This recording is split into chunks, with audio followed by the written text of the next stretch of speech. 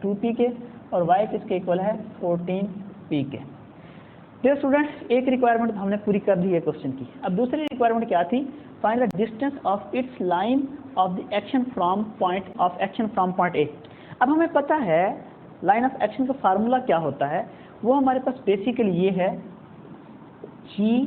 हमने अपने previous lecture में ये प्रूफ भी किया है। g किसके इक्वल आया था? g हमारे पास था minus y f of x plus x f of y। अगर हमारे पास f ऑफ x जो है वो x component of the force हो, f ऑफ y जो है हमारे पास y component of the force हो, तो इक्वेशन ऑफ द लाइन क्या बन जाएगी? Of the action of the forces क्या होगी? Minus y into x plus x into capital Y। सो देखें, अगर हम इसको फाइंड आउट करना चाहते हैं, ये मैं सेकंड पार्ट को सॉल्व कर रहा हूँ।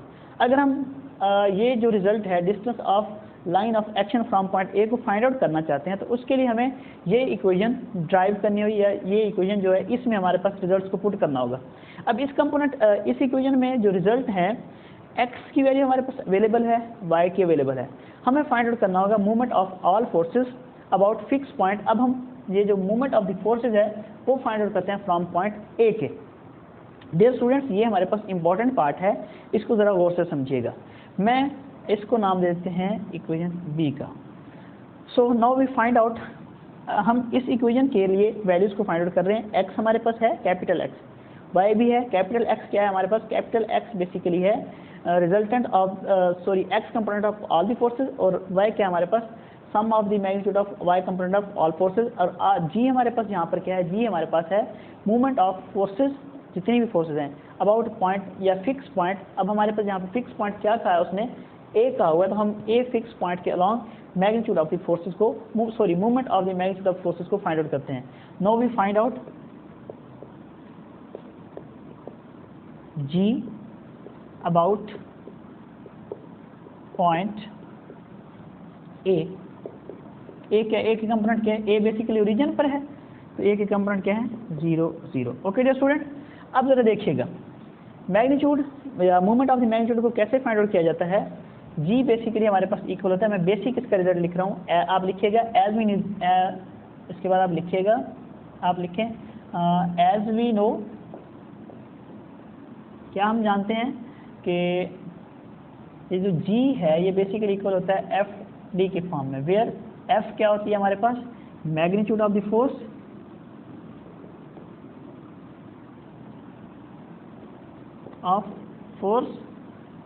और d हमारे पास क्या होता है? Perpendicular distance.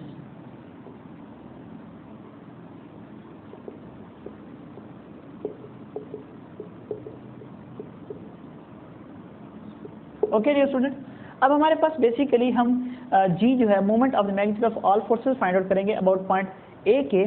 तो हमारे पास क्या लेंगे? हर फोर्स का मैग्नीट्यूड, उसका परपेंडिकुलर डिस्टेंस। अब देखिएगा डियर स्टूडेंट, ये पॉइंट है हमारे पास बड़ा इंपॉर्टेंट और कंफ्यूज करने वाला है, जिसको स्टूडेंट बार बार मिस्टेक में बहुत सी प्रॉब्लम्स या बहुत सी गलतियां कर जाते हैं। अब देखिएगा, इस पॉइंट के अलॉन्ग हमने सब फोर्सेस के मैग्नीट्यूड ऑफ द मूवमेंट को फाइंड आउट करना है। अब ये जो फोर्स P है इस पॉइंट से पास आउट कर रही है, इसका कोई परपेंडिकुलर डिस्टेंस नहीं है, तो मैं लिखूंगा P इंटू 0। ओके, इसी तरह अगर हम देखते हैं हमारे पास ये जो फोर्स 2P है इसका परपेंडिकुलर डिस्टेंस क्या है? ये वाला है 2P, ये फोर्स है, इसका जो परपेंडिकुलर डिस्टेंस है फ्रॉम पॉइंट A ये वाली साइड है, और मैंने स्टार्ट में बताया था कि हर साइड की जो लेंथ है वो क्या है? A है। तो हमारे पास ये क्या आ जाएगा? प्लस 2P, यहाँ पे क्या आ जाएगा? मैग्नीट्यूड ऑफ द फोर्स है, यहाँ पे बार नहीं आएगा, इंटू A। सिमिलरली अगर हम चेक करते हैं 3P, अब ये जो 3P है ये फोर्स है, इसका जो परपेंडिकुलर डिस्टेंस है वो ये वाली साइड होगी। तो 3P का परपेंडिकुलर डिस्टेंस क्या आ गया है? वो भी, क्योंकि हर साइड की लेंथ हमने क्या कही हुई है? स्टार्ट में A कही हुई है। अब ये जो 3P है इसका परपेंडिकुलर डिस्टेंस क्या होगा? ये वाली लाइन। अब हम इस पॉइंट के अलॉन्ग हर फोर्स को चेक कर रहे हैं। मैंने ये कहा है कि ये जो P फोर्स है ये खुद पॉइंट A से पास आउट कर रही है, तो इसका जो परपेंडिकुलर डिस्टेंस है वो तो 0 आ जाएगा। और इसी तरह 2P है, इसका परपेंडिकुलर डिस्टेंस क्या आ जाएगा?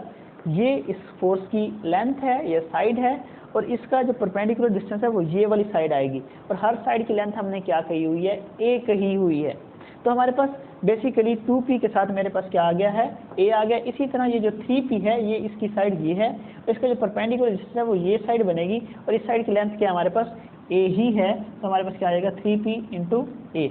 अब आगे देखिएगा, अब ये जो फोर्स है AC ये पास आउट कर रही है A पॉइंट में से और इसका परपेंडिकुलर डिस्टेंस क्या आ जाएगा, 0 आ जाएगा प्लस, और पहले आप इसको चेक कर लें, 4p पॉइंट A से पास आउट कर रही है, इसका परपेंडिकुलर डिस्टेंस क्या होगा 0, हमारे पास आ जाएगा 4p into 0 plus 8 square root 2p, इसका परपेंडिकुलर क्या है 0 डिस्टेंस।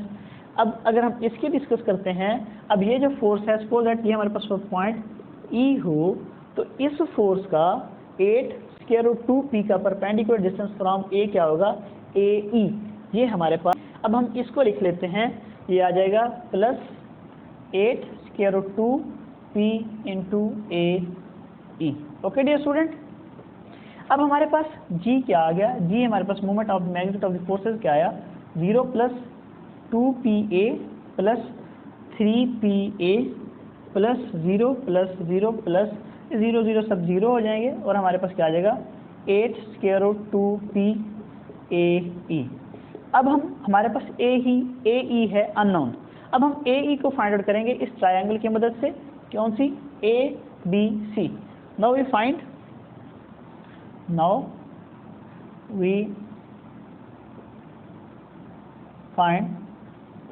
AE। टू फाइंड, अब लिख लें, to find AE we take triangle ABC by Pythagoras theorem।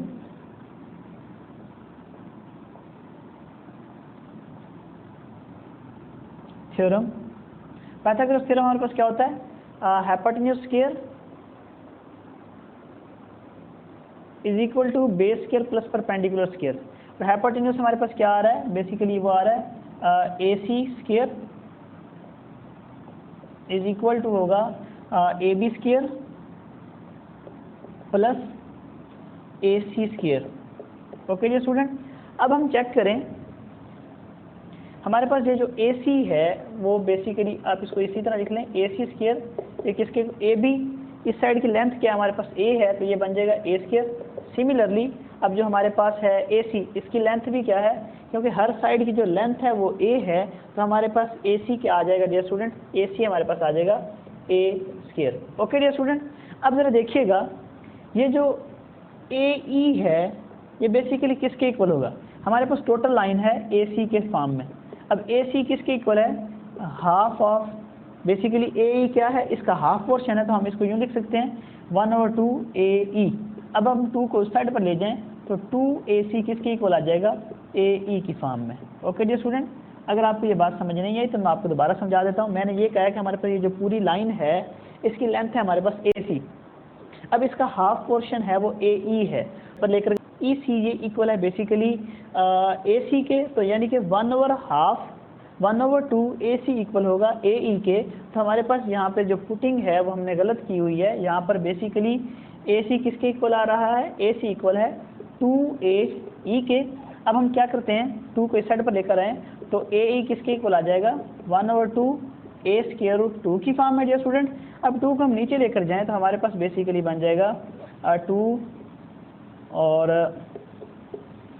2 rays power -1/2, इसको सॉल्व करते हमारे पास स्क्वायर रूट 2 बन जाएगा, तो ये हमारे पास आ गया A/स्क्वायर रूट 2, ये हमारे पास AE का रिजल्ट आया। अब हम अपने AE के रिजल्ट को रिप्लेस करते हैं यहाँ पर, तो हमारे पास देखते हैं कि क्या बेसिकली रिजल्ट आता है, तो ज़रा चेक करें।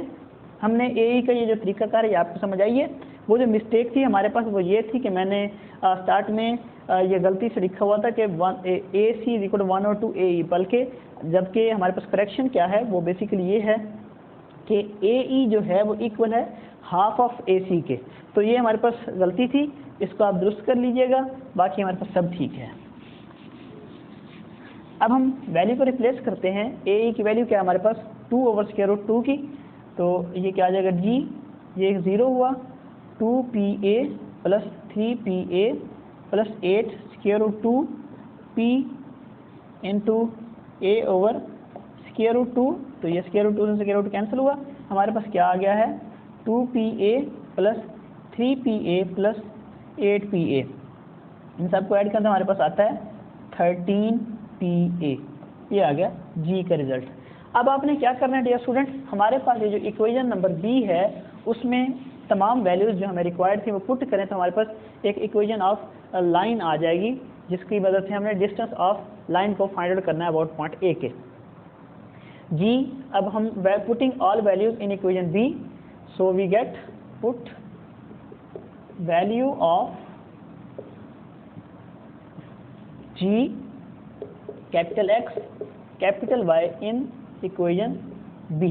पुट करें तो हमारे पास क्या आता है, जी की वैल्यू है 13pa which is equal to minus Y, X का रिजल्ट हमारे पास किसके इक्वल था -2p के, प्लस और क्या आ जाएगा डियर स्टूडेंट हमारे पास एक्स वाई का रिजल्ट क्या है डियर स्टूडेंट हमारे पास वो है 14p के, तो ये क्या आ जाएगा 13pa which is equal to minus minus plus 2py plus 14px।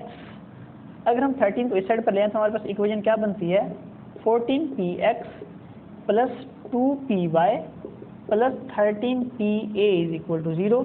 अगर p को हम सब में से कॉमन लें तो हमारे पास इक्वेशन क्या आ जाएगी 14x 2y plus 13a is equal to 0। Dear student, आपको एक बात याद रखनी होगी, मैं यहाँ पर फार्मूला लिखता हूँ, वो क्या है मैं इसे रेज करके लिख देता हूँ डियर स्टूडेंट। अगर आपको ये कहा जाए find the distance of line from point A, तो उसे कैसे लिखा जाता है, suppose that,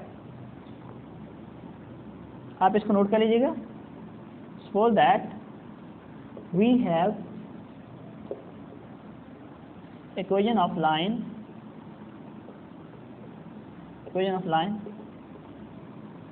ax plus by plus c,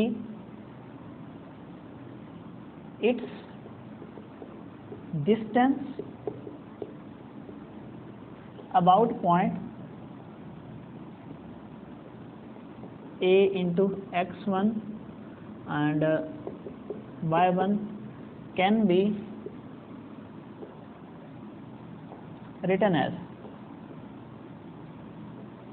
distance equal होगा ax1 plus by1 plus c mod over x component के साथ जो कोफिशिएंट होगा उसका स्क्वायर प्लस y कंपोनेंट के साथ जो कोफिशिएंट होगा उसका स्क्वायर और स्क्वायर रूट आ जाएगा। तो सिमिलरली अब हमारे पास ये इक्वेशन ऑफ लाइन आ चुकी है, हम इसका डिस्टेंस फाइंड आउट करेंगे अबाउट पॉइंट ए। नाउ आप इसको c का नाम दे दें। Now we